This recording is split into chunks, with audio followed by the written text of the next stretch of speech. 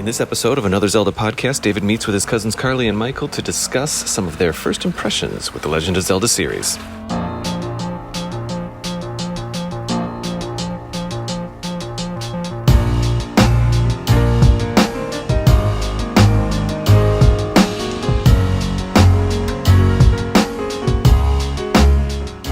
Hello and welcome to Another Zelda podcast. I'm your host, David Geisler, here today with two guests, Carlee and Michael. Carlee, how are you? I am good, David. I am good. Wonderful. Michael, you doing well as well? I'm doing fantastic, David. How are you? I got a comfy chair for this recording. I'm feeling great. Yeah. Good. I'm like, the chair I'm sitting in for our recording literally has, it's like an armchair almost. It has arms. I'm able to sit back. The last time we recorded, I was on like a bench. So I was kind of like leaning forward. And right. It was fine. Now I feel like I can do like a long form interview with you guys. Like, I feel like I got to ask you about your life and where you grew up and where it came from. But anyway, where it came from. Well, I mean, you know half of that story. So. Half of it. So if you didn't know this, Carlee and I are cousins, but the two of you are now married. So in many ways, all three of us are cousins, which is pretty exciting. Yes. Absolutely. Very cool. And today we're gonna do an episode that I'm excited about because I think it's gonna be. I guess this is a deep dive episode if we had to categorize it. It's not a top 10 or a favorites or anything like that, but we're gonna talk about some of our first. Literally, each of us will speak about our first impression of the Zelda franchise, Legend of Zelda franchise, where and when that happened and how it affected us, positive, negative, or otherwise. And then I think we're going to take a break. And when we come back, I'd kind of like to, just to kind of do a second lap on that idea, I'd like to talk about maybe, hopefully there were times, I know that, I think for me, there was not an immediate moment, but like an experience that for me, I was like, oh, I really like Zelda games. You know, sometimes you get your first impression and then at a certain point, or sometimes it's the same moment, but then you know, when you realize, I guess if we had to like turn it into a headline, it'd be like when we realized we were Zelda fans or something like that. Sure, right? That's a little clickbaity or whatever, but I think we'll go with it. Yeah. So first impressions, but before we get into that, I have some listener feedback. I think we're going to do 6 because a few of them are actually just quick little comments that I thought were super fun and super cute. Yeah. All right, so the first here is from Alexis L over on Twitter. His handle is, their handle is SIXELA_11. So it's Alexis backwards.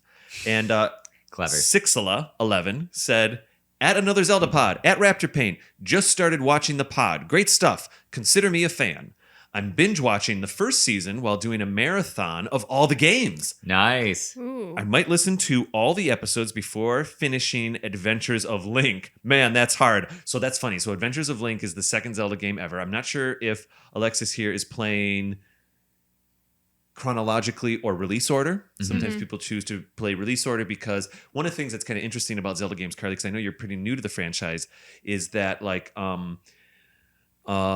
in Ocarina of Time, so in Skyward Sword, they introduced a mechanic where you could push a button to, run, basically a stamina button, which wasn't in Ocarina of Time. They introduced this mechanic because a lot of people learned that if you roll in Ocarina of Time, you can move a little quicker. It was faster, And yeah. it's not good gameplay. It's not particularly, it doesn't present well if Link's just going doing like somersaults. It's not a fun way to play 50 hours of a video game. Especially if you're speedrunning, all you see is Link rolling across the fields of Hyrule. Yeah, or they'll do that weird thing where he technically runs backwards faster than forwards, so they'll do these quick clicks and like run backwards through Hyrule. Yeah.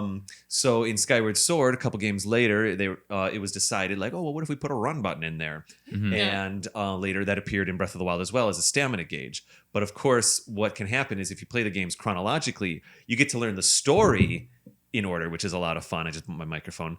But you might like start with let's say a stamina wheel in Skyward Sword, and then you get to, who even knows, even Twilight Princess, let's say, and you're like, well, wait a second, I can't run anymore. Right. You know what I mean? Yeah. So the design of these games and how easy they are or aren't to play is a real roller coaster if you play chronologically, naturally. Sure. Yeah. So sometimes people play release order, so they can actually see, if you kind of want to explore the video game development history version of Legend of Zelda, you play release order. Yeah. I don't know what Alexis is doing here. However, I would guess that it might be release order because they say I might listen to all the episodes before finishing Adventures of Link. So if Alexis here started with the original Legend of Zelda, the Adventures of Link is the second Yeah. game in release order, the second game for the Nintendo Entertainment System. Oh, okay, yeah, And yeah. it's commonly considered to be the hardest Zelda game that exists. Mhm. And it's Yeah. tough. It's tough stuff. Yep. It really is. Best of luck. So Alexis says, man, that's hard. Michael, wishing Alexis luck here. Thank you Mhm. very much for the tweet, Alexis. I hope you are enjoying the show. I hope you know what? I'm just gonna say it. Just listen to all the episodes again if you finish up before Adventures in Link. I'm just joking. Okay, let's see. Over on YouTube here, Felix, that's the screen name. Felix simply said, in reference to our Kakariko Village episode, which was last season, season 3, episode 8. I did it with Alyssa. She was a coworker who came on as a guest, and she's been in a few other episodes. Alyssa said, I want to, or Felix here, this is funny. Just a YouTube comment. I love it. Felix says, I wanted a Zelda podcast. I searched for it, and I definitely got what I wanted. Nice. There it is. Short and sweet. Yep. Thanks, Felix. Nice. Glad that we're able to deliver for you. It was not, if I may speak to some behind the curtain stuff with another Zelda podcast, when Kate and I were coming up with the name, it's not a secret that both of us agreed, like, well, we definitely want the word Zelda in there. For Google searching. Yeah. Yeah. And I was like, it'd be nice if we could get the word podcast in there, because people literally, if they're going to hit Google and just say Zelda podcast. And then we were both kind of thinking about it, and like, man, there's like 8 or 9 other Zelda podcasts at the time, Yeah. Now there's even a few more.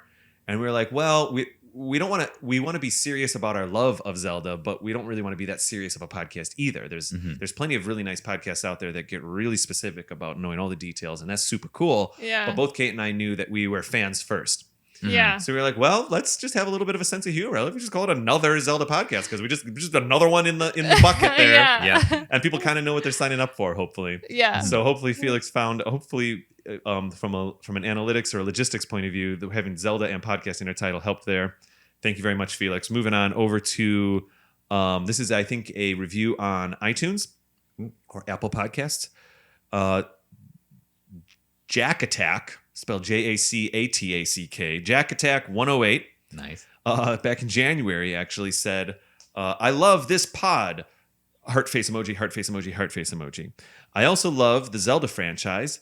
I've only played Breath of the Wild, Ocarina of Time, and Age of Calamity. I'm 12. All right, Jack Wow. Attack 108. You're already getting through a good solid chunk of them, so that's Yeah. fantastic. Absolutely. Thank you for the 5-star review. That certainly helps us rise up in the rankings. The algorithms really love reviews over there at Apple Podcasts. So Zach Attack, you're definitely helping us out. Thank you. You might even be 13 by the time you're hearing this comment, but we really appreciate the support. Breath of the Wild, Ocarina of Time, and Age of Calamity. Mhm. So wow, that's a bit of a jump. Ocarina of Time, Breath of the Wild, Age of Calamity. If we had to recommend what game Jack Attack should play next, what do you think, Mike? Oh gosh.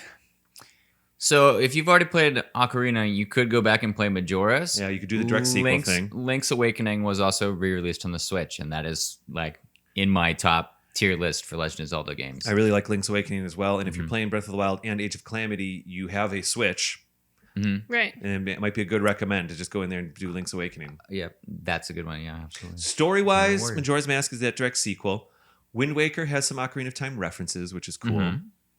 And if you want to get weird, you could go back to the original. No. I like this. I like what we picked. Pardon me. I just like hiccup talked. I believe Hyrule Warriors, because Age of Calamity is the second one, correct? For Hyrule Warriors? Or is it the Age of first one? Calamity is the in-canon Hyrule Warriors. So it's the second Sure. Hyrule Warriors that was created. Yeah. Yeah. So you could go back and do the regular one. Regular Hyrule Warriors. Regular Hyrule Warriors. Just for a non-canonical romp. Absolutely. How dare you? I know. I need my stories to Heresy. matter. Heresy. No, I own Hyrule Warriors for the Wii U, and Mhm. it's in a Mario Kart style way. It's fun to jump into and have Absolutely. some fan service. That is nice. Okay, we got another one here over on Apple Podcasts. Awesome Zelda podcast by Renphy, Renphy. They gave us 5 stars and said, a couple of months ago, I haven't previously read this one. A couple of months ago, a friend recommended this podcast to me, and I've been listening ever since. It would be fun if you guys review the Oracle games. They are some Ooh. of my favorites, and I Ooh. don't think they get as much love as they deserve. Sad emoji. Thanks for the amazing podcast. Smiley emoji, exclamation point, exclamation point, exclamation point. So, Michael, you and I both enjoy the Oracle games. We spoke to that a little bit in our episode 3 of this season. Yep. I do really want to do an Oracle review episode, but here's the thing. You guys probably, way back in season 1, Kate and I reviewed or reacted to, but we reviewed Link's Awakening. It was the first time she had played a 2D Zelda game. Sure. And she played it legit on a Game Boy Advance. So basically, like on the real system, no backlight. She played all of Link's Awakening huddled up against a lamp in her living room. Yeah. And she love hated it. She was like, I love it, but this stuff is rough. You know, the constant item switching and all that kind of stuff. Yeah. Gets a little tight. And also like those screens are so small. You're literally going from screen to screen to screen in that original Link's Awakening. Yeah. The Oracle games, because they had a little bit more memory on the Game Boy Color, they were able to basically make every screen 4 times as big, at least in the dungeons, I believe. Yep. And so you can do a little bit of scrolling in the dungeons. I would love to do an Oracle of Games review episode, but I really feel like because of Kate's experience on Link's Awakening, I think I need to do this with Kate. I don't know. What are your thoughts on the relationship of those 3 games? So I think they're fantastic games, and yes, they do not get enough love. Have you ever considered using a Game Boy player on a GameCube?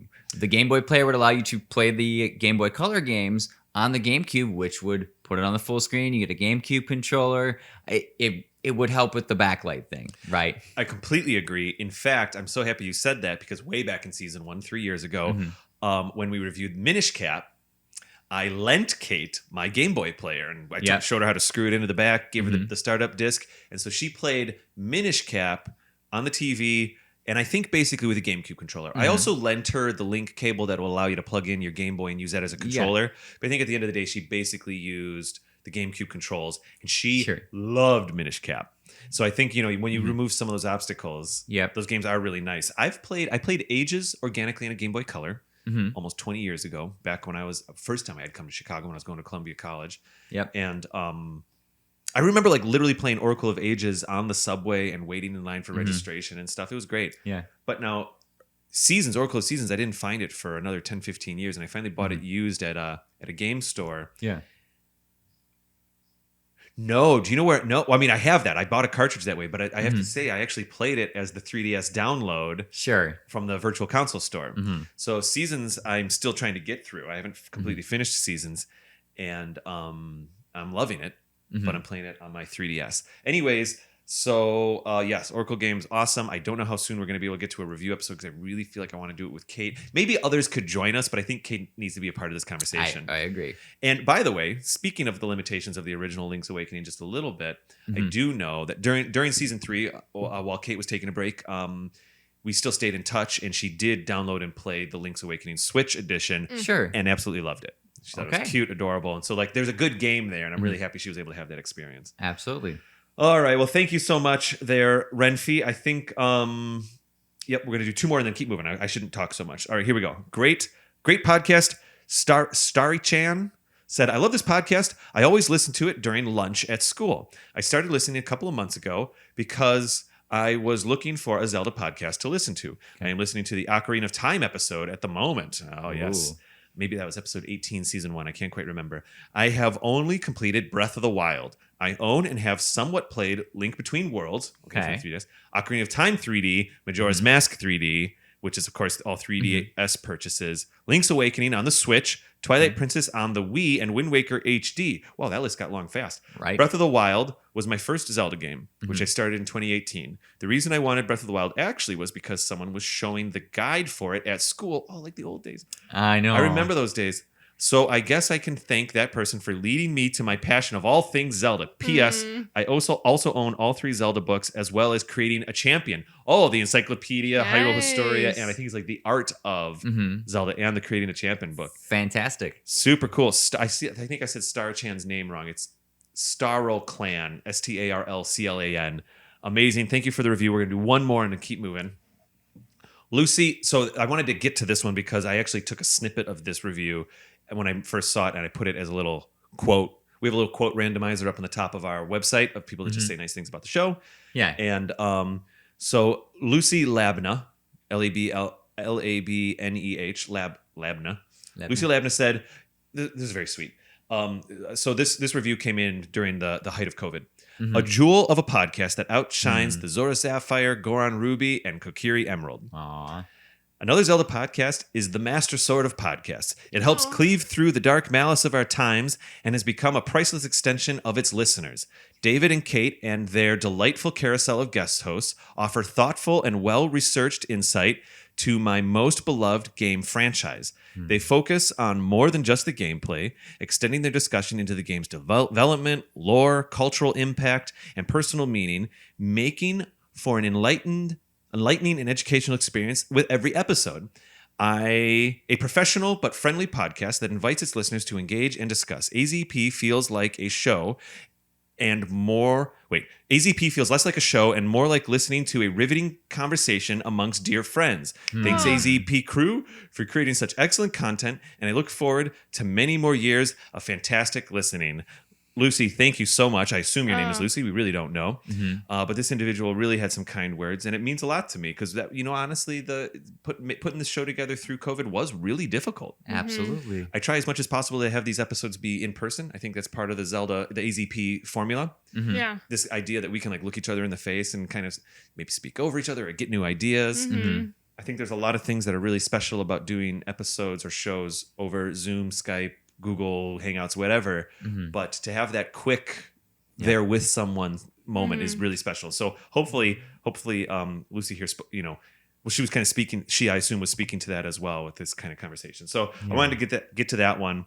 Thank you so much, Lucy. So actually, we're just going to get gushier and gushier here because we're going to start talking about first impressions of Zelda games. Absolutely. I don't want to go first because I've been talking a lot and I want to take a drink of water. But I think, Michael, we start with you. Ooh, you want to start with me? I think maybe we go you, me, Carly, or you, Carly. We'll go with it as we feel. Sure. But Michael, so your exposure to Legend of Zelda, what I'm interested in, what we're trying to do here is we're trying to recollect the first times that we can really remember being exposed to the franchise one way or another. What comes to mind for you? Sure. So I've got to travel back a little bit for that. I grew up out in the countryside on a farm. My father's a farmer and accountant. Don't know what he does for fun. Okay. Well, maybe he farms and crunches numbers. Maybe he does. He works for fun. Is it like he loves his job kind of thing? Well, not necessarily. He's just a workaholic and he just is doing it all the time. Fair enough. So I really didn't get to grow up too much with video games at first. It was not something considered productive, right? And so video games are kind of out of my grasp. Until one day, someone had a Game Boy that they were selling. Oh my gosh. And I was able to buy it.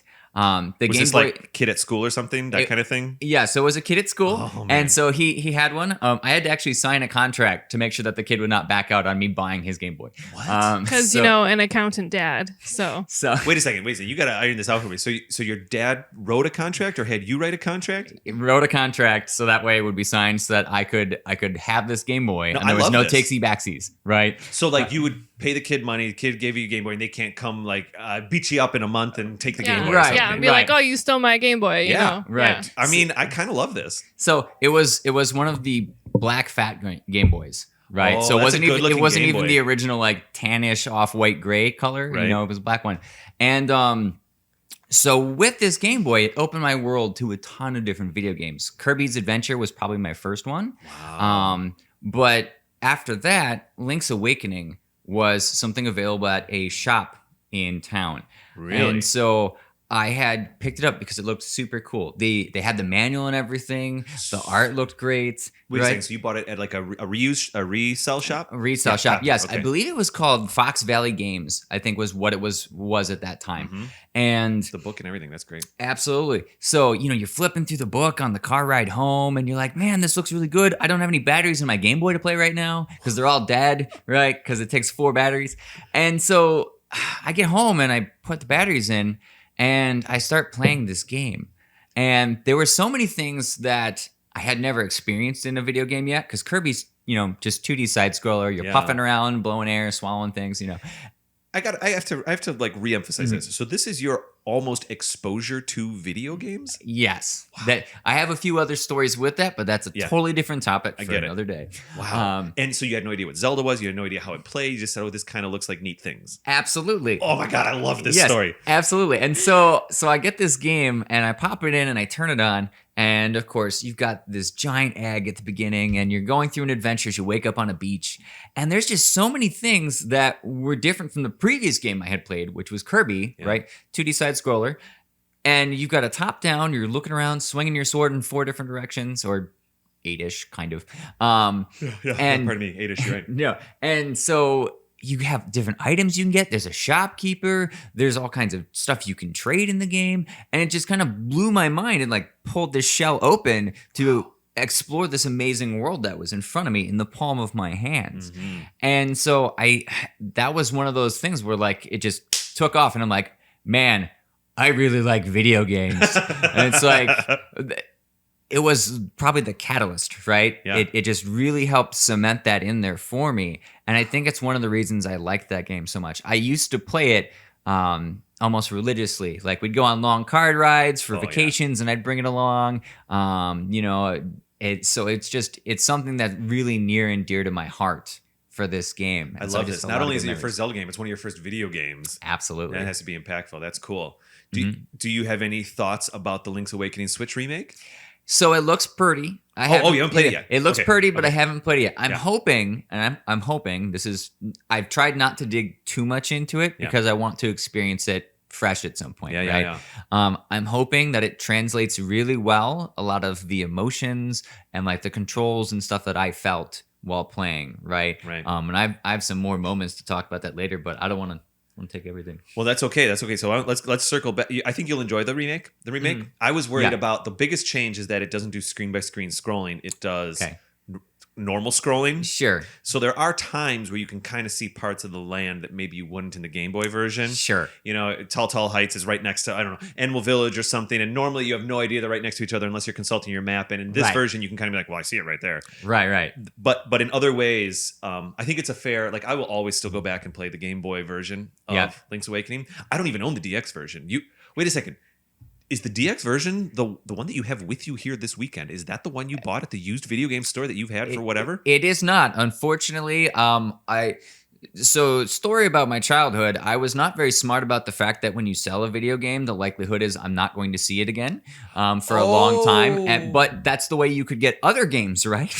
So I traded up, air quotes, into another game, and it's why I generally don't sell games anymore because I regret it ever since. So it's not the same copy, but the DX version is exactly what I remember playing.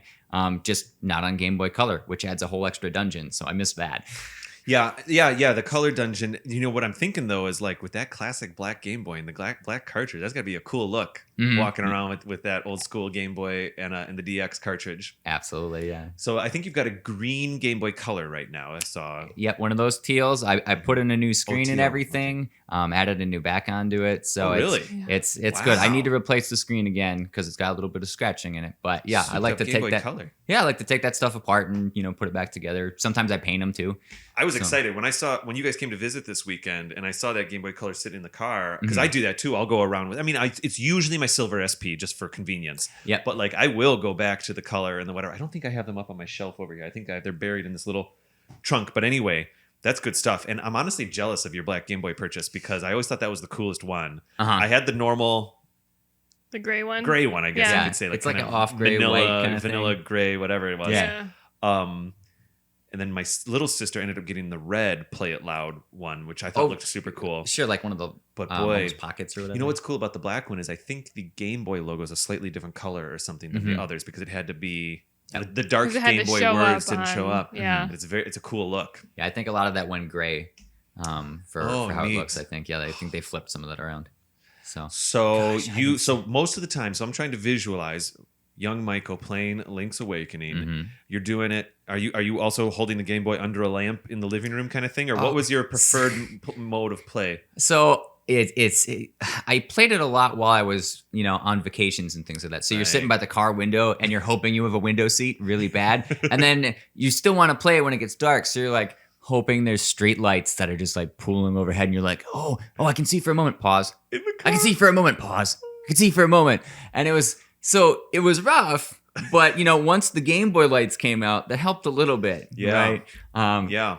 I bought into that magnifying glass light thing that clicks onto the top. Yes. Oh, yeah. I bought that from a friend at school. Mhm. I had one of those too. Yeah, the big clunky thing. But I remember, Oh, yeah. I remember thinking like, the world has been opened. I can play Game Boy games anytime I want. Right. Yeah. And frankly, in the middle of the night was almost better because then you wouldn't get the weird sun glares. You could just get the Right. glow right on the screen Yeah. and Yep, all that kind of stuff. absolutely. You could control where the source was, so you wouldn't have to Yeah. worry about the The glare magnifying being in the glass wrong wasn't bad spot. either. No. Yeah, it did kind of help. Do you remember that weird squirrely snake light one that would be That's the Game Boy what Advances? I had. That's what you Mhm. had. Yeah, because Even you for had regular it for the Game- color. Yeah, a lot of those slots are very similar. And so it would plug in. Mm-hmm. So you had the snake light. Did it do okay for you, or was it like one side too bright, one side not bright enough? It did all right. My major complaint with the snake light is if you bend it in one direction, then you set it down carelessly, it rebends, then you got to re-put it back into kind of find a position, new spot. and because it's a wire over time, It breaks. It kind of just breaks. Yeah, it I down. could see that. It just doesn't always bend exactly where you need it to, and I that see. kind of thing. So did you buy your Game Boy Color organically at a store, normal style? Or, yeah, and then you've Yep. souped it up. Yep, I did. It was missing a back at that point, and I'm like, I can replace the screen and put it back on, no problem. So It was missing a back when you bought it.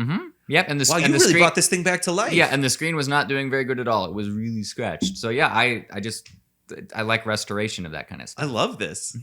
I just recently, just because you're bringing it up, about 2 months ago at a used video game store here in Chicago, it's right back there. I found the Target Edition Game Boy Advance. Do you see that right the there? exclusive red one. Yep. And I currently work as a manager at a Target, and I was like, oh my gosh, I think I got to pick this up. The screen's a little rough, honestly, and I might maybe there's a restoration project in our future or something. Okay. Yeah.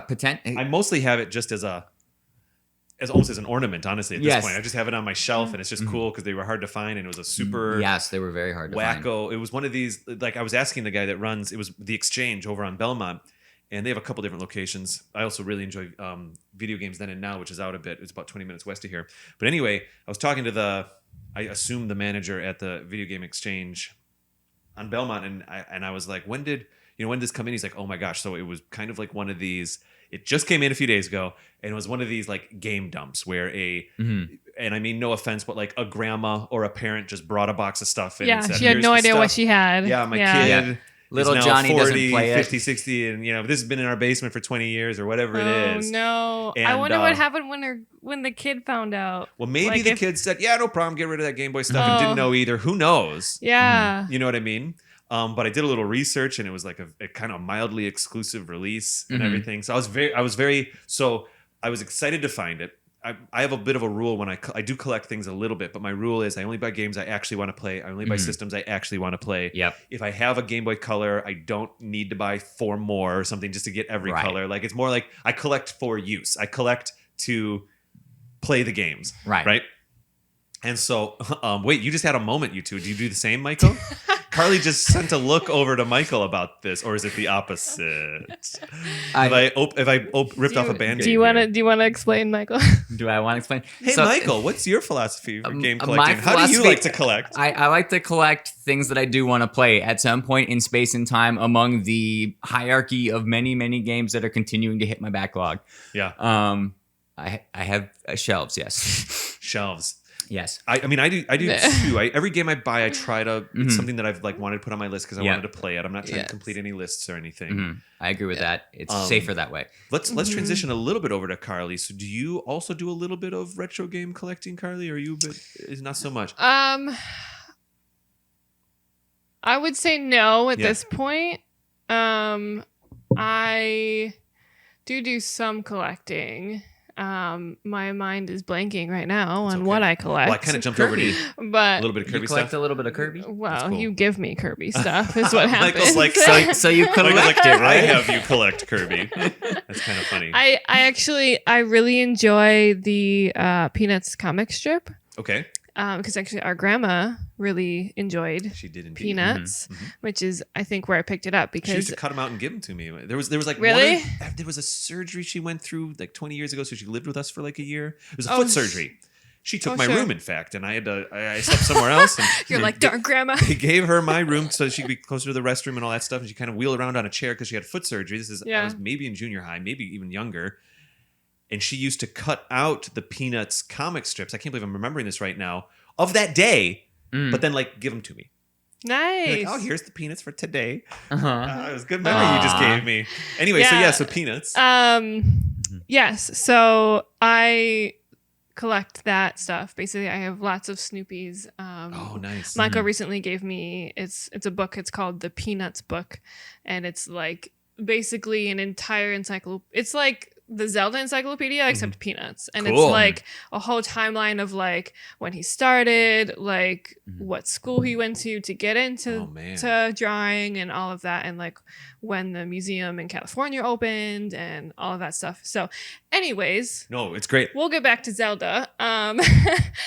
Well, what we I guess since we're kind of organically moving over Sure. to you, I know that you're kind of a new Zelda. Yes. You're experiencing. I don't want to say that you're a new Zelda fan. That's for you to decide how much Yeah. you enjoy or don't enjoy Zelda. But your exposure to Zelda has been kind of recent, isn't that right? Yes. So it has increased recently, we'll say. I have what? There's a lot of looks going back and forth between the two.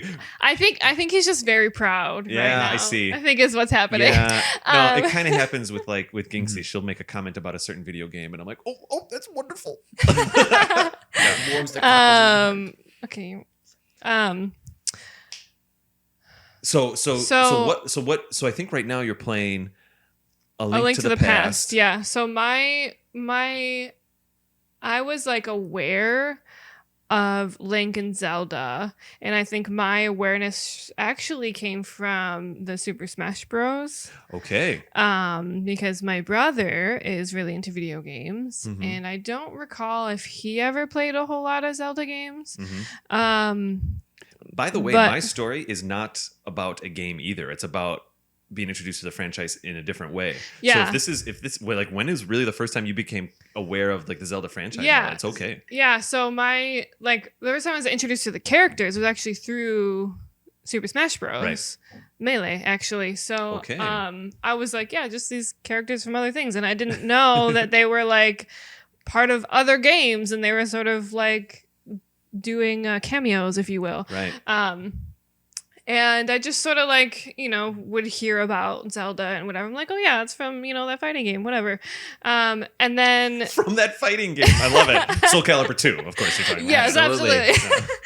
And then I met Michael, and Oh, wow, so this is kind of new. he took me to Midwest Gaming Classic, Midwest which we've Gaming talked Classic, about yeah. several times. And there is I don't know, I've just seen like a bunch of art and whatnot. And there is a artist.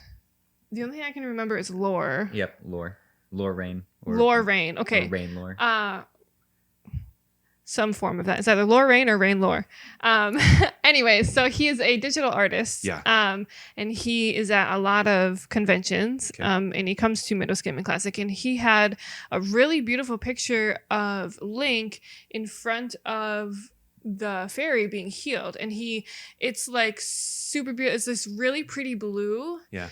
and this fairy's coming down. There's like this light stream, and it's like sparkles, and Link is on the floor. He's like kneeling on the floor. There's like love water around him, and he's like all beat up. He's got like blood coming from his face, and his clothes are tattered and whatnot, and it's like he's being healed by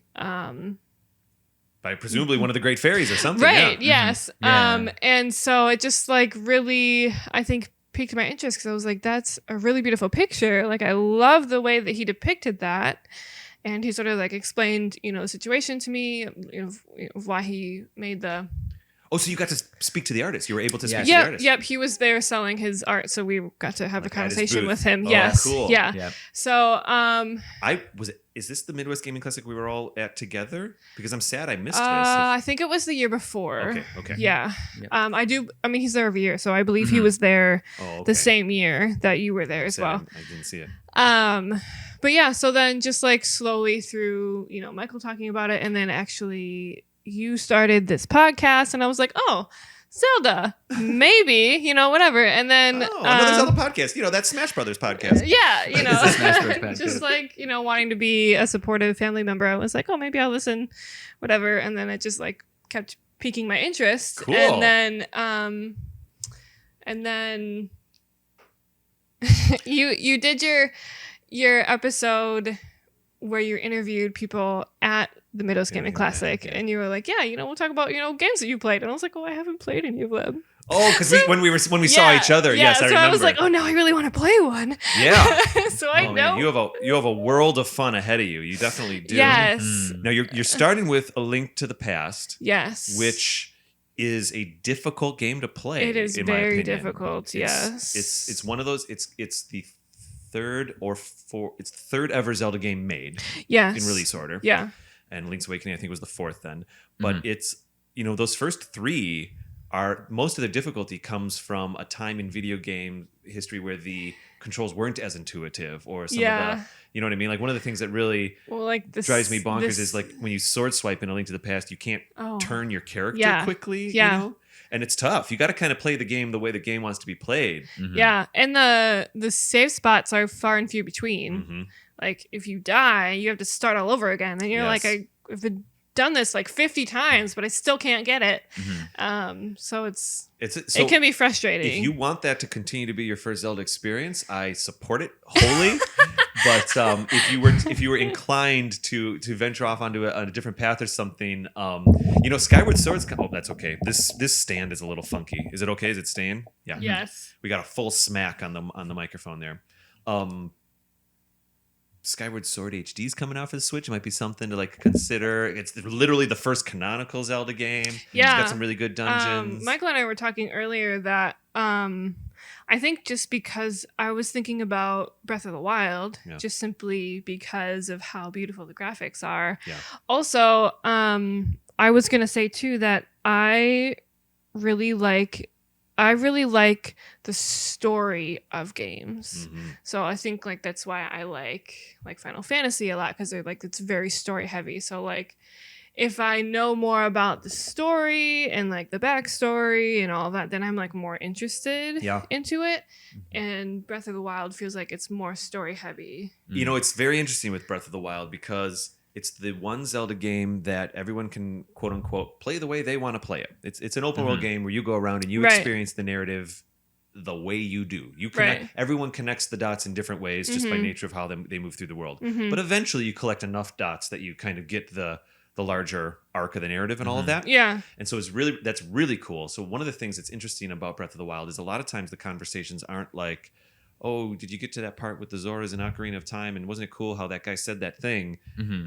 And then you did this. A lot of times the conversations with Breath of the Wild are, okay, so how did you get to the Zora's domain? Or when did you what was it like for you when you got there? And the stories are almost built as you play. Mm-hmm. Right. So your story, like if you start playing Breath of the Wild, there is a narrative, there's a lore that exists in the universe that's canonical and all of that. But in many ways, you'll also start to be building your own stories when you play this game. Mm-hmm. Yeah. Now, on the total other end of the spectrum, Skyward Sword is a game that's fairly linear. But it has a ton of story too. So you might be inclined to if you're ever poking around and you're inclined to try Skyward Sword HD or something and start at the start, which you don't have to do, start at the start with controls that are pretty okay to play and stuff like that. That might be a fun consideration as well. Yeah. Because that one lays down the seeds. It really does. That's the one where you learn why Ganon is Ganon isn't even really in that game. It's like this other source that then fuels Ganon. It's very cool. Yeah. I think I chose A Link to the Past because we don't have Breath of the Wild right now. Mm-hmm. Mm-hmm. And I didn't actually know that Michael had the one in the Game Boy. I didn't know that Link's Awakening. Yeah. I didn't know that he had that one. And we have that, what is it called? The Nintendo thing on the Switch? Mm-hmm. The NES and the Nintendo. Yeah, absolutely. It comes with the online subscription. Yep. Yes. Super cool. It's fantastic. I play it all the time. So we have that, and it has the first three. It does. You're right. So that was like the newest one. And also I was like, I've heard a lot about, A Link to the Past. That one seems fun. Yeah. And so I was like, I'll try that one. Yeah, that's cool. That's why I chose that one. A Link to the Past, for me, is one of the harder Zelda games to play.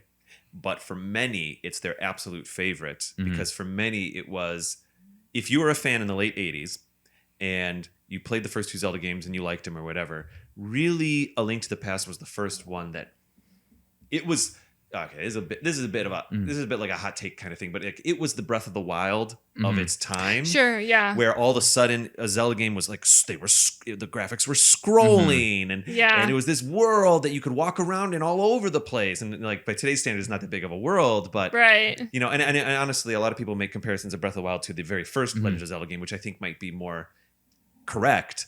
But this idea that when the Super Nintendo came out and these like really nice graphics happened, I think a lot of people, it made an impact. That's when Zelda kind of started in many ways. Right. And then Ocarina of Time was another benchmark for a lot of people. It was their first Zelda game. Right. You know, so a lot of times people like those two. And so, I don't know, Michael, did you play A Link to the Past at any point? A little bit. It's one of those things where, you know, I think they just take the previous game foundations and then they just crank it up to 11. Yeah, right? Yeah, I think so. So I've played a little bit of A Link to the Past. And I think it's good. I just have not beaten it. I think I got to the part where Link turns into a rabbit, and then I got distracted by another. That's about where I stopped the first time because I got distracted. But for when we did our review episode, I had to push through. Yeah. Basically, I got to the rabbit, and I was like, I don't know. But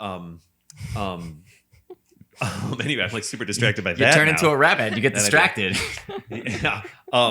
So if I may, you're welcome to keep playing A Link to the Past. Many people consider it one of their favorites.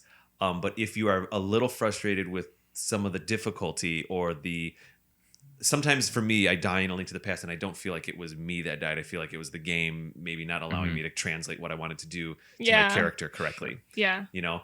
And so there is a bit of that in that game. I'm just saying. I don't think that maybe permeates all the other Zelda games. Yeah. You know what I mean? Yeah. Cool. One version, I don't know if you have a 3DS, but the sequel to A Link to the Past, A Link Between Worlds, does refine a lot of those the clunkiness, some of the clunkiness of that original Link to the Past game. But anyway, so wow, so your exposure to the Zelda characters as Zelda characters really is within the past couple of years. Yes. Cool. Yeah.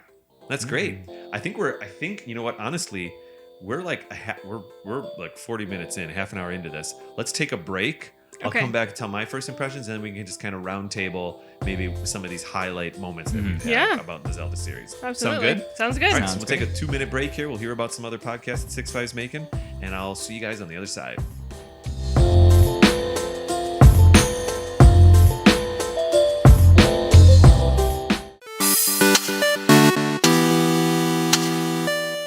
Welcome to our new podcast. Welcome to our new podcast. This isn't working. Agreed. I think we're going to have to do it turn by turn. Well, now that you mention it, we are a brand new RPG video game podcast. Our very existence hinges on turn-based gaming. So join us on the Turn by Turn podcast, where we'll be talking about Pokemon, Fire Emblem, Golden Sun, Shining Force, Mother, and so many more. It's your turn to come and join us.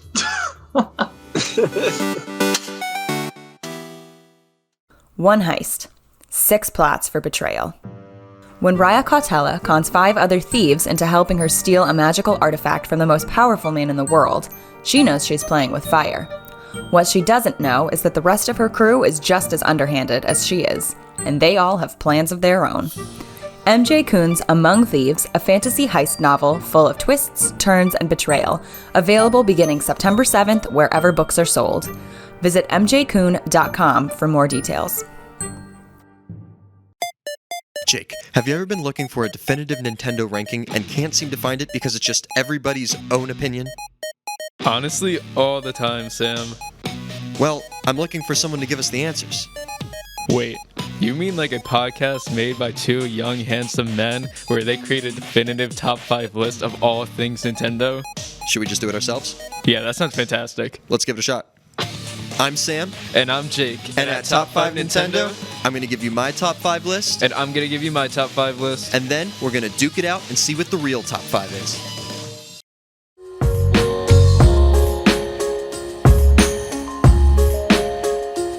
Okay, we are back from the break.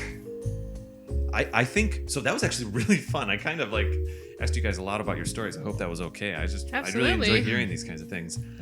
I'll try to keep mine a little quicker, which means it still might take me 20 minutes because I have that problem. But I understand. This is why you have a podcast, right? yeah. Can you believe it? I talk and people listen to it. I just keep talking. No, I'm joking. We actually have a pretty strict rule of trying to keep all our episodes at about an hour so that things don't get too long-winded. But okay, so my exposure, and I actually wrote a little bit about this. We have blogs that come out on our website. Sure. They come out every 2 weeks or so, and we did a group blog around Christmas time about our first exposure to The Legend of Zelda. And so at the time we had like 6 writers, and we all kind of pitched in and wrote a couple paragraphs. And so I kind of relayed this story in that article, but my exposure to The Legend of Zelda was a little bit like yours, Carly, in that it was not the game itself. I kind of knew, I'd go to the rental store, 4-Star Video down the street from where we lived in Kenosha, Wisconsin, and I'd go rent video games, and I'd kind of sometimes see the golden box with the shield, or you know what I mean.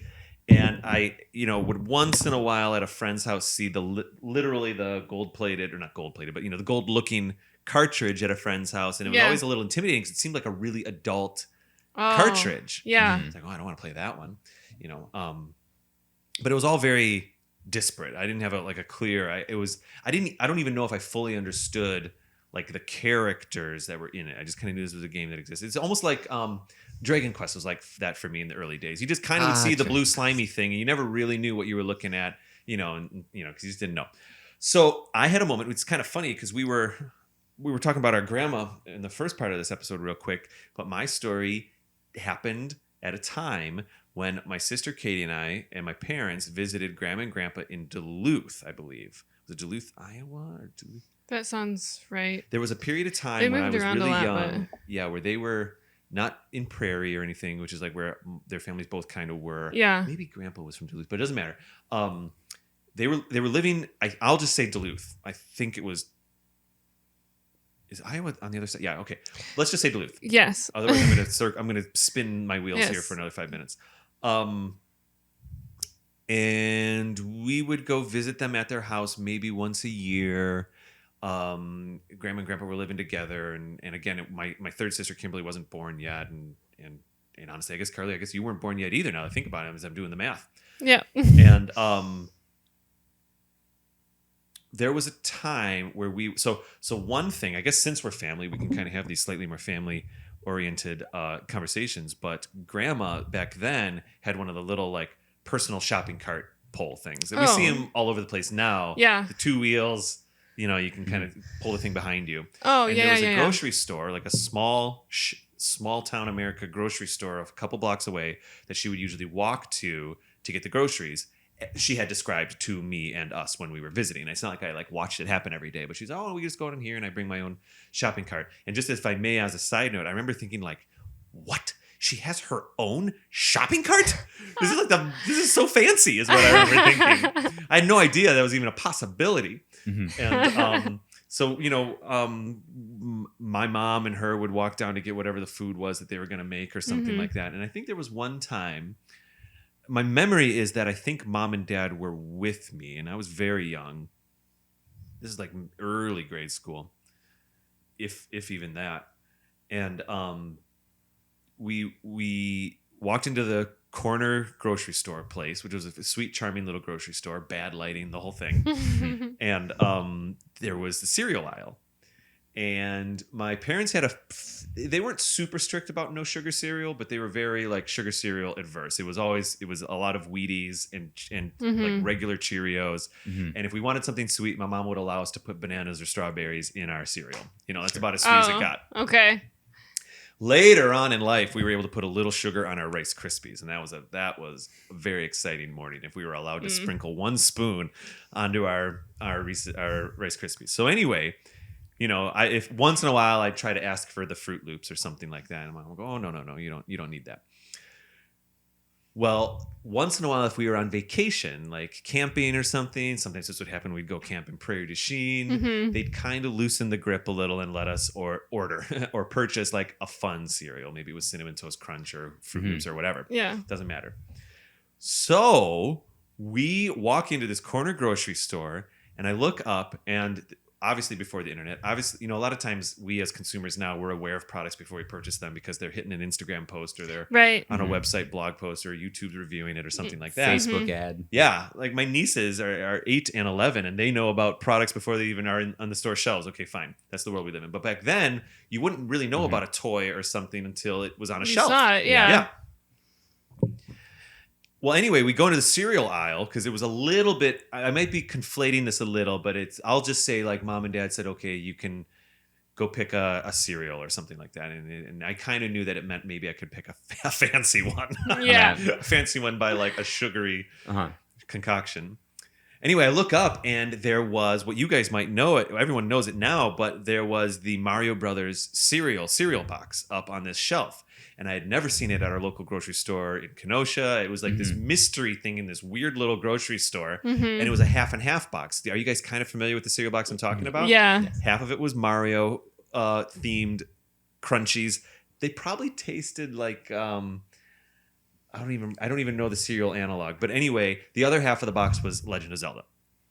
Okay. And so I was not a Legend of Zelda fan at all at this point. I kind of would see a gold cartridge here and there, like I said. But I was really excited to get Super Mario Brothers cereal. Can you even imagine that Super Mario Brothers is so popular that it's a cereal, Mom and Dad? Can we please, please, please get this one? And I remember the only disappointing part of this cereal box is that half of it was Super Mario Brothers and the other half was like that other game. The Legend of Hujimaqua. Yeah, that other game. There's like skeletons on the case. And it was some guy in green was like fighting skeletons. It was scary. So I remember so they allowed me to buy the Super Mario, and it was definitely one of these like, well, we're on vacation, so you can buy the Super Sugar cereal. Yeah. Or grandma sweet talked them or something, probably. Could have been a little of that. And so we brought it back, and I kind of remember the table in their kitchen there. It was one of these where the kitchen was then connected to like a long living. It was like half the house was the living room, almost kind of like like a ranch where half the house is the living room, and then the bedrooms were on the other side. Okay, fine. Yeah. So I remember pouring my Mario cereal and I was so excited. And then the next day I had Mario cereal again. And basically it was only 2 bowls of cereal because it's these thin little tubes, of cereal box, of these plastic cereal. So then I had to on day 3, if I'm remembering this correctly, I had to eat the Zelda cereal. Yeah. And I was like, I don't know, this is scary. I literally remember being scared to eat the cereal. Because that's the scary game. Yeah. And I'm looking at the box, and I absolutely remember kind of looking. I just distinctly remember there's like a labyrinth depiction, and I think it was a skeleton. Maybe it was a bokoblin. I didn't know it or whatever. You know what I mean? One of these goblin characters. But I ate the cereal. But at the time, it tasted good. But I was kind of like learning about the different icons of the cereal icons about and how they related. Okay, there's a sword and a star and a who knows what, right? So that was it. It was Legend of Zelda. And that was my first exposure to really knowing that there were characters and all that kind of stuff. Yeah. Once in a while, I think once or twice, I would watch the Super Mario Brothers TV show, and then there'd be the Zelda episode on Fridays, and I caught 1 or 2 quick bits of those episodes. And then it was a few years later, and I was now let's guess that I was in 1st, 2nd, or 3rd grade. And I remember at that point I had grown up enough that I thought that Zelda was cool now. It wasn't scary anymore. Now it was cool. It was that game I kind of knew about, but I didn't really know. But now it was cool. So at that point, I had grown out of Mario Brothers, and I would I didn't know that the Zelda episodes were only on Fridays, but I would kind of try to catch the Mario Brothers show at whatever it was, 2:00 p.m., 3:00 p.m., or I think it also sometimes is on in the morning. It doesn't really matter. But I'd catch a Zelda one. I had no idea what it was about, and I thought, oh, cool. Okay, success. For the next 3 months now, I'll know the thing that's cool. It'll be this weird Zelda show. And then decades passed. I didn't care about Zelda at all. Link's Awakening came out, didn't care. I got really excited about Super Metroid. I got really excited about Mario Land. Yeah. And I guess there was that Zelda game. I remember thinking the commercial was cool. The commercial for A Link to the Past would hit television in the early 90s, maybe even the late 80s, but I think it was the early 90s, and it was the tagline, and I'll never forget it, was an actor, a human actor was running around, and it said something like, Legend of Zelda, A Link to the Past. when you think it's over, it's only just begun. And that's because it was the model where you have 3 dungeons and you think you've hit the final boss. And then it elevates to a whole nother thing. Yeah. Where in many ways, the 3 dungeons are really almost the warm up, you know? Yeah. Right. Which Ocarina took that same model a couple years later. So I was getting Zelda curious, basically. And I was in 6th grade, 5th or 6th grade, and I had gotten a Game Boy, which is a whole other story that I'd love to tell, but I won't tell it on this episode. I'd saved up money for a Game Boy. And I was starting to get into role-playing games, like a little bit. I had a Super Nintendo. I didn't really know what Chrono Trigger was yet, but I wasn't Final Fantasy, but I think like Lufia was one. There's a couple of these like starting to get into turn-based role-playing games, and I thought they were the coolest things in the world on Super Nintendo. And just as a side note, my little sister Kimberly would sometimes watch me play them too. Then she'd try to play. Yeah. Honestly, I think Chrono Trigger was in this spectrum. Anyway. So my parents they went through this phase for about 3 or 4 years where we weirdly got kind of big gifts for Easter. Oh. Yeah. Okay. Like instead of a basket with some candy, we'd kind of get like a legit gift. Yeah. I got a wagon one year. Like it was like a real wagon. But I mean, that's like, you know, it was more than a couple chocolate eggs. A wagon. Yeah. So one year I was old enough that Easter was coming around. This only lasted 3-4 years, this pattern with my parents. But I guess I must have been in 5th grade, and my parents kind of came to me and they said, hey, is there like a Game Boy game you'd kind of are interested in? Because I think they were thinking, okay, Game Boy games are $30. It's not one of these like $50 or $60 experiences, or who knows what. And a Link's Awakening had been out for a long time already. I remember having friends at school talking to me about like the Fetch Quest and the Yoshi doll and all that stuff. And I was like, okay, cool. Zelda's a thing. I guess it's on the side, you know, whatever. And so I was kind of researching role-playing games. I was on the internet. I remember this now. I was on dial-up internet, so it must have been like 6th grade. And I was searching for Final Fantasy games on the Game Boy, but it was Final Fantasy Legend was the only one that was available. And I learned about, and you know, Legend brought me to Legend of Zelda, Link's Awakening. And I thought, you know what? It's been 5-6 years, but maybe I'll ask for that Link's Awakening game, that Zelda game. I've never played a proper Zelda game before. I think I'd like to give it a try. So I remember like printing it out. I think I printed out the picture and I said, oh, I think I'd like to ask for Link's Awakening for Easter. And sure enough, we got all of our Easter Bunny goodies. Easter Bunny came and gave us all the chocolate eggs and all that kind of stuff. Yeah. But then from my parents, there was a wrapped Game Boy game, and it was Link's Awakening. Okay, fine. And so later that day, my mom's side all lived in Kenosha. Yeah. And so for Easter, we'd all get together. There's like 60 Rakowskis in I believe it. in Kenosha. And so we'd get together with them, and I took my little Game Boy cartridge and I clicked it into my gray Game Boy, and it was huddled up on the side of some living room of one of my aunt's house or whatever, and I just started playing my first real Zelda game ever, honestly. And I thought it was the coolest thing in the world. I got out of bed, and the guy said my name, and I went and got he gave me a sword, and I got a shield, and I was like, it's beginning. Yeah. It's starting. My life will never be different. I mean, I didn't like love Zelda yet, but I just remember being so excited. And I knew it wasn't a role-playing game. I knew it wasn't a turn-by-turn role-playing game, right? You know what I mean? Yeah. Because I'd already kind of played like versions of Chrono Trigger. So this is like, I got this late, you know? Yeah. And there it was. And so my first exposure, I guess that story's way too long, but my first exposure was literally the scary cereal box. Yeah. But my first exposure to the game was playing Link's Awakening that way years later, probably 1994, right, playing it. So I'll stop there because I have a different moment that really like clicked for me being a Zelda fan. Yeah. So I'll speak to that in a minute. So that was my exposure. Was I realize now it's kind of serendipitous a little bit. Was at grandma's house 3 decades ago, picking a fancy cereal because we were on vacation, literally pouring this. I've never had the cereal again. So that cereal's connected to that kitchen table. Oh my gosh. You know what I mean? Anyways. It lives in that moment in time for you. It does. I've never found the cereal again. Okay. And they probably wouldn't let me buy it again. Anyways. So let's circle back all the way around. Michael, for you, so this is what I thought was going to be our second half of the episode. If your exposure to Zelda was buying the cartridge and your exposure to video games, super cool story.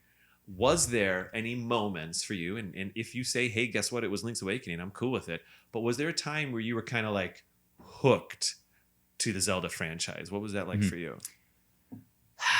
I go back to what I call the Triforce, Link's Awakening, Oracle Ages, Oracle Season. Yeah. So with Link's Awakening, the big thing that kind of hit me was, yes, you get a sword and a shield and you're off on your adventures. But your adventures also really matter. You change the course of things, or things that you do affect the game. One of my favorite things that I think of is, you're a young innocent kid and you walk into the shopkeeper's store and you're like, man, there are all these cool things in here. There's a bow, there's bombs and stuff, and you're like, they cost so many rupees, and it takes so long to cut grass to get rupees, and you can grab stuff off the shelf and you bring it to him to buy them, and he'll tell you whether you can or not. Yep. But the door is open. Yes. And so one day I just grabbed an item and I walked out the door. I did the exact same thing. I didn't even realize what I was doing at that point. I just walked out the door. Oh. And so your name gets changed to Thief in the game. Indeed. Right? Oh, no. And if you go back into the shop, he zaps you with an electric bolt that just sucks all your hearts away, right? Yeah. Just boom, dead on the spot. And at that point I'm like, I have changed destiny. Like, and that just blew my mind that there was a game that had taken my actions and gone, okay, you've done this. Here's how we're going to react to this. Yeah. Right? Yeah, that's fun. And You thought you cheated And the I think game. I did, yeah. warns you once, like, hey, you didn't pay for that yet or something, or it was only the first time you're in there, and you technically, if you run around a certain way, it's based on if he's looking at the door or not. Yeah. Is if he says something to you or not. And Yeah. so you must have just done the path by accident around a thing. He was probably looking a different way, and you walked out. Yep. I just ran away. And Even like your file, your name is changed to capital Oh, really? Thief. Oh, my gosh. everybody calls you Thief. So like From then on. Yeah, you'll get to like a really important scene and they're like, hey, Thief. And you're like, oh no. You're like, I'm shamed. I'm sorry. I didn't realize what I've done with my life. Did you ever redeem your title? No. In the game, you No? cannot. It's a forever change. Oh, Yeah. You have to wow. just not steal if you play again. Yeah. Oh, yeah. wow. You got to restart your save if you don't want to be called Thief no more. Wow. Yeah. But Oracle of Ages and Oracle Seasons added in a whole extra set of dimensions to the previous game I had played. Like you could have friends who were mounts. So there was, I believe it was Rocky, who was a kangaroo. Yep. You had Moosh, who was this blue panda bear with wings kind of thing. Yes. And then It was like the rhinoceros. Dongo, I think, might have been his kind name. of a triceratops rhinoceros. Yeah, and he could swim and stuff and eat things. And so that was a cool new little thing. Both games played entirely different too. So it was kind of like that Pokemon effect for me. Red has this Pokemon and Blue has these Pokemon. But it was two different Legend of Zelda adventures around the same time. I could change seasons in one of them, and the other one I could just travel through time. Yeah. And the fact you could link the two together to unlock more stuff was just mind-blowing to me at that time. I didn't get to play Pokemon thoroughly until later, so this was my experience of what linked game stuff was like. I see. Right? So it just, that from there, I think, kind of cemented it for me. I really like these games and I like what they do. It just, everything about them feels almost perfect to me. I have a question for you. Did you play Link's Awakening and then Oracle and/or Seasons, and then Oracle and/or Seasons? Were those your first 3 Zelda games? Or was there Ocarina in the middle or something? Ocarina was in the middle. Yeah. So it was Link's Awakening, Ocarina of Time, which I had beaten, and then Oracle of Ages. I picked Ages first too. Was the one I picked. I wanted Seasons. Yeah? I wanted Seasons for the sub-scenes and the dancing. Oh, yeah, that's right. Because they have a whole dance mini game in Seasons, which It's is basically fantastic. Dance Dance Revolution, but you're pushing the buttons. Yes. Oh, that's and you funny. can get items and stuff. It's one of those great mini games that I love. So yeah, that was just kind of my timeline from there, and because Oracle was 2001. They both came out very shortly after Ocarina, but before Wind Waker. Right? Yeah. And there was a special time too, if I may, because you're playing in this, I'll say, quote unquote, Link's Awakening engine, but you're seeing Gorons now, and you're seeing Zora and stuff, and that stuff didn't exist until, well, the Zoras kind of did, but that stuff largely didn't exist until Ocarina of Time. Right. So you're kind of having this Nintendo 64 experience on a Game Boy. It was very cool. Yeah, it was a really, really fun time in life. So somewhere around the Oracle games where you kind of got hooked on the franchise? I think Link's Awakening was the big one, It really but did it I for think Oracle of Ages and Seasons just cemented that further. I see. So yeah, I just remember we were sitting at like a Sunday school little thing, and I had my Game Boy because I didn't want to play with the other kids. And I remember equipping a bow and a bomb and being able to shoot bomb arrows, which blew my mind. Like, there's just so many little things that all add up to that experience, changing my gaming life forever. And so I have to thank Legend of Zelda Link's Awakening for that. Yeah. Wow, that's great. That's great. I'm not Ocarina shaming you, but Ocarina was an experience, and there it was, and you liked it, but it was really the Oracle games that came in, and you're like, okay, now as a whole package, this thing's great. Yes, absolutely. And I love Ocarina of Time, but like those 3 games are what does it for me when it comes to the Legend of Zelda franchise. There's something about the portable games that become very personal, because you've got this little box and you've got this thing, and it's just you doing it, and you can take it with you. Like the Oracle games feel more personal in those ways, when you bring it around, it's yours. And we did talk earlier about playing these things on television screens and stuff like that. And I enjoy doing that, be it through a Game Boy player or a Retron 5 or even an old Super Game Boy or something like that on Super Nintendo. That is nice. And if you are going to be at home, it's nice to have that experience. Basically, Seasons I played on my Retron 5. Sure. But there's something about in the old days. I guess I'm even kind of considering my Easter Day Link's Awakening experience, where you kind of got this thing with you. You put it in your pocket and you take it with you. It's very cool. Yeah. It cements it. Wow. That's neat. Carly, I know you're so new to it, but maybe you're not hooked yet on Zelda games or anything, and that's perfectly fine. What kind of things are you looking forward to that you surmise or you're guessing might be in store with future Zelda games for you? I am excited to play the rest of them. I think I have a feeling that I will probably switch games, or during our break, you were giving me some tips for A Link to the Past, so I may try those first and then see if that helps.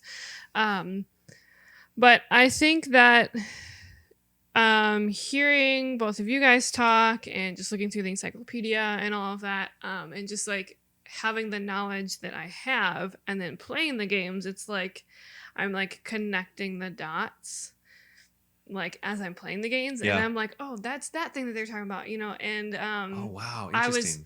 I was talking about that piece of art that I got from Midow's Kimming Classic, with the healing fairy and Link, and in A Link to the Past, there's a spot in the ground where you get rid of one of the bushes, and there's like a hole in the ground that you like fall down, and there's the fairy there. And then I had this moment where I was like, oh my gosh, that's the fairy in the painting. Yeah, I love it. Like, whoa. Like, this is the game version. Yeah. Oh, so so cool. like having those moments, I think just like connecting that stuff is really exciting to me as I like expand my knowledge, but then also experience it in the game for the first time. That's a really, I'll never have that experience of kind of taking in some of these story points or game points from other media, and then having to be like, oh, this is that moment in a game. That's going to be exciting. I think it's going to be interesting. I don't know if I've ever had,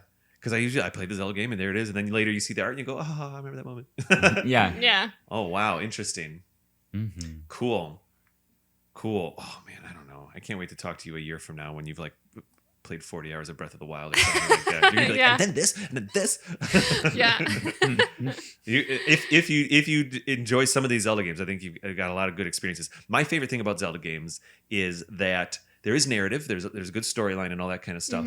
But I really love this kind of like larger puzzle experience that happens in each dungeon. So you might be, sometimes you're just solving a little puzzle in a room, fine, it's a 5-minute puzzle or something. But a lot of times once you get to a proper dungeon, and this happens in A Link to the Past too, all of a sudden you're doing these possibly 2-hour-long puzzles where one room is referencing another.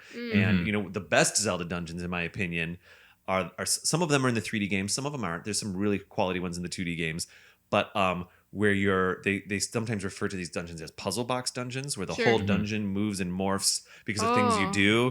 There's a water dungeon in Twilight Princess where if you flip a switch, these staircases move, and you start to realize, oh, I can only get here or there if I move these things. Then, mild spoiler, but it's not that big a deal, you start to learn that you can turn water on, and then you realize, well, wait a second, if I turn that water on coming off a trough and I move this stairwell, all of a sudden now not only can I access different areas, but I can control where the water goes in other areas. And it might take you a half an hour to run around and kind of really put this together, and be looking around.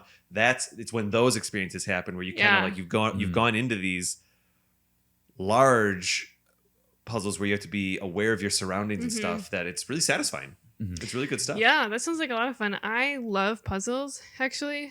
I just finished playing a game called Carto, and it's essentially... Yes, I'm familiar. Do you know it? Yes. Yeah.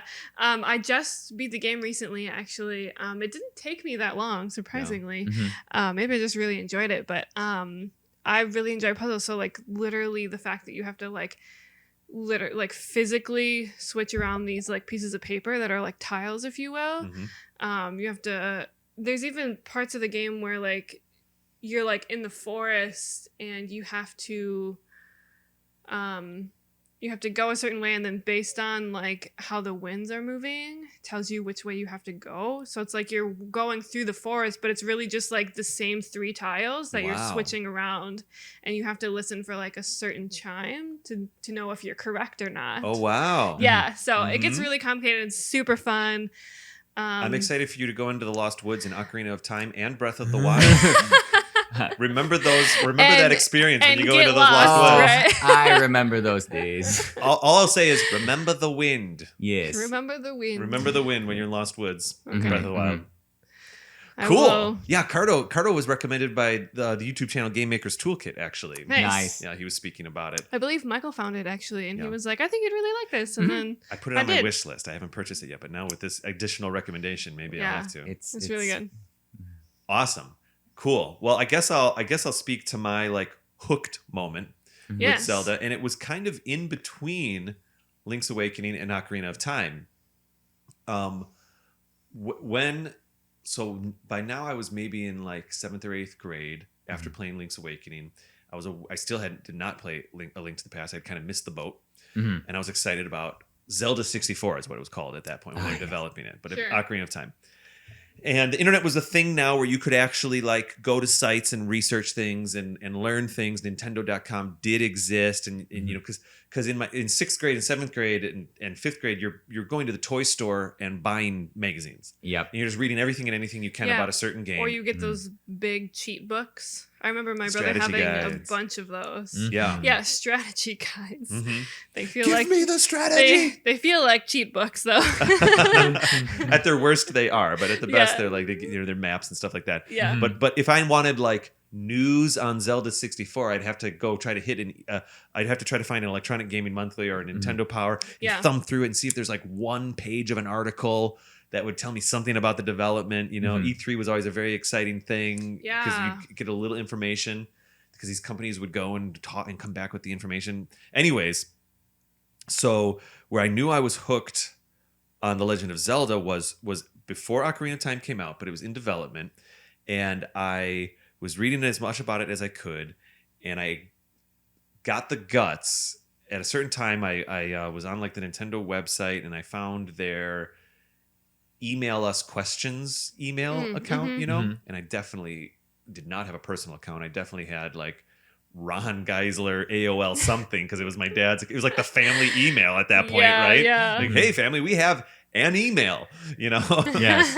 Whoa, tell us more about this electronic mail. But I used our family email and I emailed Nintendo and I asked them some kind of question about Ocarina of Time, and it was about the scrolling. It was something about like I was wondering if the game was going to scroll naturally or kind of use like a Resident Evil style of like screen swapping. And at the time, I wasn't podcasting. At the time, I was a bit more shy. And it took me like a couple weeks to get the guts to send this email. Yeah, like, I didn't want Nintendo to like judge me or something, or who knows, right? Or like, oh my gosh, what if they actually reply? I'm gonna lose my pants. But I put this email together and asked, I'm very, dear Nintendo, I'm very excited about the upcoming Zelda game. It was one of those. I was just wondering, would it be scrolling or not, or this or that? And I was very excited. Never got a reply. But that's fine. I didn't care. But that was the first and only game I've ever like reached out to a developer to ask a question. And that experience of a couple weeks of that experience that's when I kind of realized I was like, oh, I think I really like Zelda. Like, I think I'm really excited about Ocarina of Time. And I really only played one game. It was only Link's Awakening. Yeah. But the idea of man. Ocarina, I had pre-ordered Ocarina then and you know, got it on day one and was playing it with some of my friends. Very excited. And then I kind of had to go back and play the original and stuff like that. Yeah. And then Ocarina, and then I pre-ordered Majora's Mask as well because it only came out about a year later. Mhm. And by that time, I was starting my first year of college. Yeah. So I guess I was Okay. 18 or something like that here in Chicago, about 20 years ago, if not more. Yeah. And that was, so Majora's Mask was the first game that I like confidently went into. I was like, I loved Ocarina. I'm ordering Majora's. I'm going to play it. And I remember my roommate watching me play Majora's. And anyway, there it is. So it was this like getting the guts to reach out to Nintendo. Mhm. I'd never asked anybody else about a game or anything. And I was risking them never getting back to me or saying, no way, you dumb kid, which they would never do. I was so scared. I wonder how your dad would have reacted when he gets a Maybe email he got a from reply. Nintendo. What if Like, he what's got a this- reply? What's this spam email? Oh my gosh, what if he got a reply and he was like, junk that? Oh no. Now it just ruined I it just for realized something. Nintendo, if you're out there. I mean, There's a reply I was waiting. thinking about this the whole time you were telling the story. I was like, and then your dad told you, right? I made Like, a fatal 'cause error. I was I like, used the family it's- email.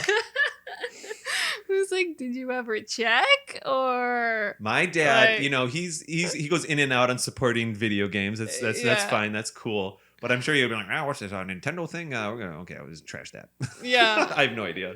Deleted. Because I assume he didn't know that you used No, the I mean, I family suppose he email. could have looked at the sent email, but even back then we weren't as email savvy to like Right. check your. I don't. Did the emails even include the original message when you replied? I mean, I don't know. I feel like they It was a long time didn't. ago. They could have. They could have not. The next time I see my dad, I'm going to see him next weekend. I'm going to have to ask him. He's not going to remember. Probably Dad, not. say Dad. 20 years ago. Do you ever junk an email from Nintendo? From Nintendo? You crazy person? How could you? So you're like, I have no idea, son. I can't believe that I probably was in such like denial. I can't believe that I ever even didn't even posit that he could have gotten it and deleted it. And it took this conversation for me to complete this memory. Oh my gosh. What if they told me? What if they would have said, "Dear David, it will not be like Resident Evil. It will scroll naturally." Oh boy, well, I've had a journey today. That was an interesting episode. I don't even know how to take us out. I don't know. Any closing comments or anything about Zelda franchise, anything like that? No, I don't think so. Because I'm done. I'm wrecked. I'm ruined here now. I'm good. Got nothing more to say. Carly's consulting her index card real quick. No, yeah, I think I Boy, oh boy. I think I hit all my points. If anybody wants to tweet recommendations, well, do you have a Twitter or is it all just Instagram mostly, Carly? I do have a Twitter, It's but okay I if you never use it. That's fine. If people want to find Carly on Instagram, they can find her at One Chapow 1. That's 1CHAPOW1. cool. For you're gonna get an influx of DMs of like, you should try this game. You should try this game. You can be like, why did I ever? I'm just joking. Michael, if people want to find you on Twitch, Instagram, Twitter, or other, Sure. how do they do that? If you're looking for me, you can generally find me on the interwebs under Boss Arcade or Boss Arcade LS, which is for live stream. And so I'm on twitch.tv/Boss Arcade. I got an Instagram where I generally talk about RPG stuff or miniatures that I'm working on, some board game things. Every once in a while, a little bit of history about video games. Super cool. I didn't ask you this when we did our previous episode, but in general, what are some of your favorite games to stream? I mean, I know it probably is a rotating door, Oh but gosh. So Spider-Man has been a blast on PS4. Cool. I like a lot of the horror stuff. Oh, And wow. so I mean like PlayStation 1, PlayStation 2. Yes. That's a lot so of the like stuff. retro horror streams. That sounds Yes. great. Yes. Yeah, so- he actually does, what do you call it? Bosstober? Bosstober. So when Yeah. October hits, I want to play horror games in Bosstober. So Oh like my last time we did goodness. Bosstober, I was working through Castlevania 1 and having a heck of a time trying to defeat Dracula. Oh my gosh, this is awesome. That's a story all on its own. But yeah, I had no so- idea. Yep. So yeah, Resident Evil, that kind of stuff. What's the handle one more time? It is Boss Arcade. LS, right? Or Boss so Arcade Boss LS. Arcade, if you're looking for me on Twitch, sometimes there's an LS depending on what platform. Boss I'm on. Arcade. Wow. Just No, depending so on no what- underscores, nothing, huh? No underscores. Just look for the eye and the moon. On some platforms, the Boss Arcade was unfortunately already taken. Oh, I So see. that's you why had he that has the LS. LS for Yeah. live stream. Yeah, I remember when I So- set up my email account like through Apple 900 years ago, D Geisler was already taken, and You're like, so I had to be D There's Geisler 3. There's a Don Geisler out there somewhere. So yeah, weird story. But even when I went to school here in Chicago about 20 years ago, I remember I was getting a phone number assigned to like my apartment so the family could call because there weren't cell phones really that much, Yeah. and certainly texting wasn't a thing. But to get the number, they had to file me, and they clued me in that there were 4 other David Geislers in Chicago alone. Oh my gosh. David Geislers. Oh my gosh. And one of them was even like a David M. But anyway, it was crazy. It really it kind of tripped me up. But it's all right. I got past it, and I'm staying strong. well, good. I'm glad you could move on from yeah, that. yeah. 20 All right, years cool. later, you're like, This there were 4 other ones. 4 other ones. Who were they? Did they reply to my email? All right. Cool. This episode's coming out October-ish, so I'm happy that people are learning about this Bosstober experience. All right, cool. If people want to find the show, they can find us on Twitter at Another Zelda Pod, Instagram at Another Zelda Podcast, YouTube, Facebook. We have a Pinterest account now. Ooh. Celeste Oh. runs it. It's a lot of fun. I did not know this. Yeah, we were having a meeting the other day, and she was like, I think Zelda should have, or AZP should have a Pinterest account. And I said, that's cool. I've done Pinterest accounts for other shows. I just didn't really have the bandwidth to do it. And she was like, well, let me do it. And I said, oh, that sounds great. We're kind of like co-producers in this experience. And Yeah. so that's up there and running. It's kind of cool. She did a post to each of our episodes, and then she's broken up the groups into seasons, but then she's also just finding a lot of great fan art and stuff Some like of the that. things, yeah. I have a dream that the Another Zelda Podcast website can eventually become a small forum/marketplace for Zelda art. Like, for people to. Yeah. That'd be cool. I mean, they can do it all on Etsy and stuff too. That's cool. But I just love. Yeah. That's why I was so excited about your story about seeing the fairy with Link and stuff like Yeah. that. Maybe I'll send you a picture of it so you can see how cool That'd be it cool. is. That'd be cool. I get really excited about fan art, about video games. Okay, anyways, you can find us at anotherzeldapodcast.com if you want to check out any of this kind of stuff we're talking about right now. We do have a Discord channel, but mostly Shane Kelly runs that one. He's one of our blog writers. He's able to kind of keep it going too. I tried to run the Discord, and it was like a tidal wave. I could not keep up with the conversations. Mhm. So I chime in here and there, but Shane's a really great he's kind of running the AZP embassy over there on Discord, and that's awesome. All right, there it is, everybody. Carleen Michael, once again, this was a blast. Absolutely. I loved our other episode, but this one was really fun. It was, Absolutely. yeah. Oh boy, it's really great just kind of digging in sometimes and having these conversations. Mm-hmm. Cool. Well, I know you're driving back to Wisconsin shortly after this. I hope you have a good drive. It's like 3.5, 4 hours, something like that. It's only 3 hours. Yeah. Okay. Oh well, in that case, whatever. No, I'm joking. that would be great. Thank you so much, and Absolutely. hopefully we see each other in person again soon. Absolutely. All right. Oh, do you know the ending? I do Okay. know the ending. Okay, bye.